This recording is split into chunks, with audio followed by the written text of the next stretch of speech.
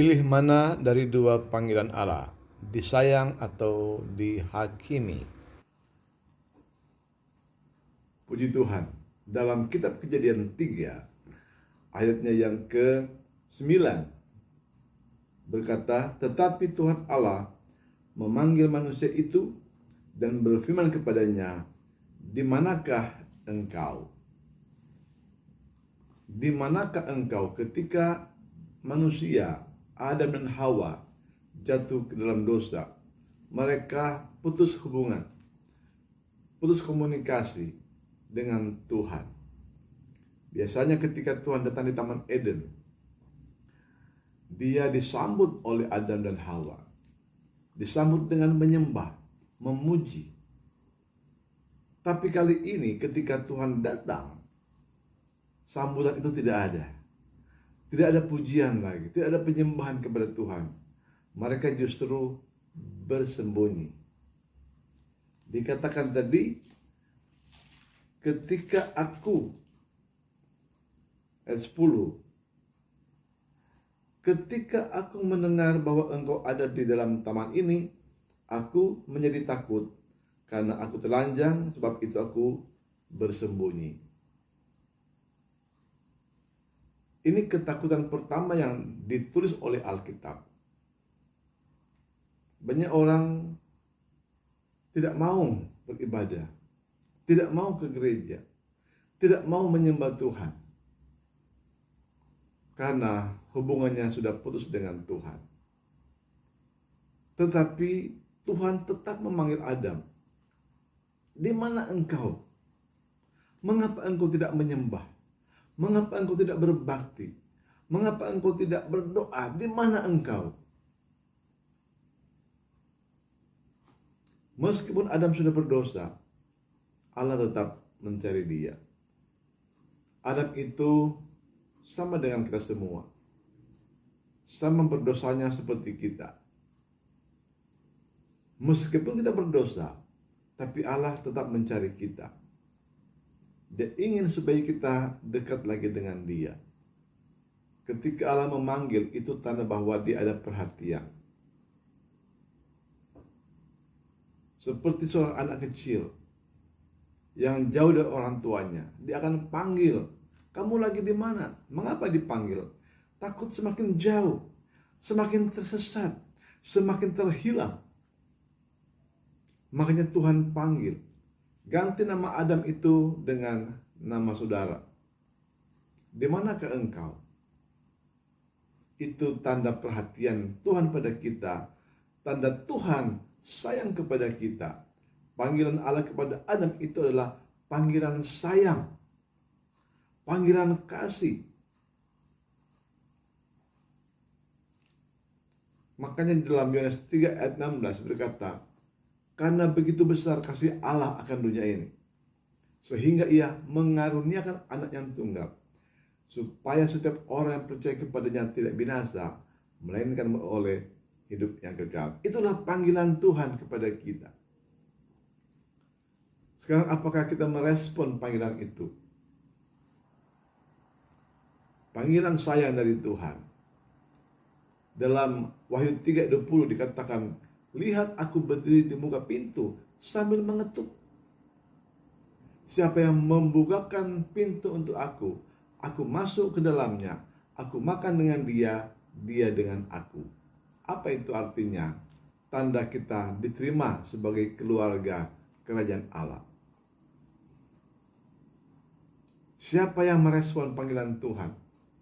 Kita menjadi anggota keluarga kerajaan Allah, makan bersama-sama dengan Tuhan. Pengertian itu adalah kita family, satu keluarga, satu hidangan.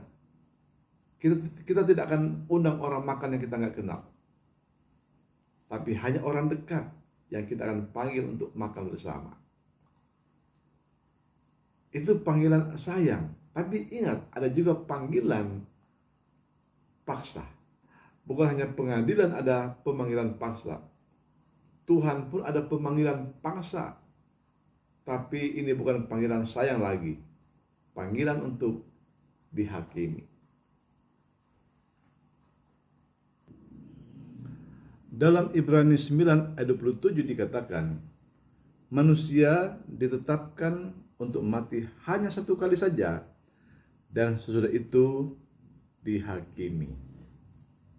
Ya, jadi kematian itu merupakan panggilan untuk dihakimi. Tetapi Roma pasalnya yang ke-8 ayat 1, orang yang ada dalam Kristus Yesus tidak ada penghukuman. Orang yang merespon panggilan sayang itu tidak ada penghukuman. Tapi yang tidak merespon panggilan sayang ini, sekali waktu mereka akan dipanggil paksa. Panggil paksa ini tidak ada di Alkitab, tapi pengertian saya berdasarkan ayat tadi, manusia ditetapkan untuk mati satu kali, kemudian dihakimi. Makanya kita mau pilih yang mana?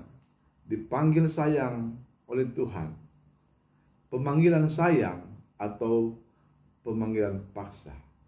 Makanya siapa yang percaya kepadanya tidak binasa. Ini adalah panggilan sayang dari Tuhan pada kita. Adam, di manakah engkau? Ganti Adam itu dengan nama saudara. Siapapun nama Anda, ada panggil Anda dengan panggilan sayang. Sampai hari tua kita, Allah masih mengetuk pintu hati kita.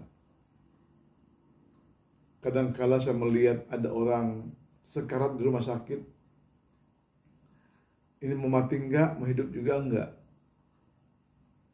Itu sebenarnya detik-detik terakhir panggilan sayang buat kita.